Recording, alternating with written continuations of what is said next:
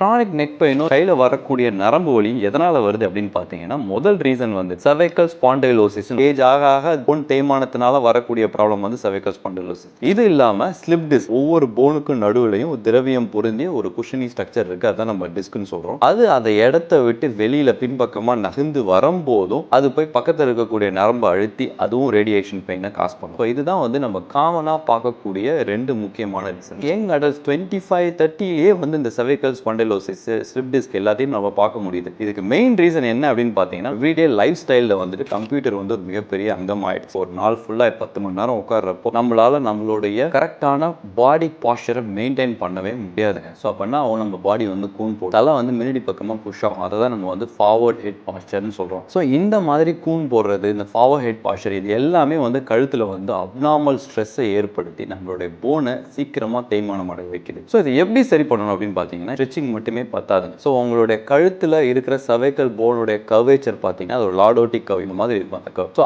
அந்த கர்வேச்சரை மெயின்டைன் பண்ணுறதுக்கு நமக்கு மசில் பவர் ரொம்ப முக்கியம். இப்போ நம்மளுடைய மசில்ஸை ஸ்ட்ரெங்தன் பண்ணி நம்மளுடைய பாஸ்டரை கரெக்டாக ஆக்கினா தான் நம்மளால் ஃபர்தர் பிரச்சனையிலேருந்தும் அவாய்ட் பண்ணிக்க முடியும், இருக்கிற பிரச்சனையிலேருந்து வெளியில் வர முடியும். ஸோ இதுதான் வந்து லாங் டேர்ம் ரெக்கவரி பிளானாக இருக்க முடியும்.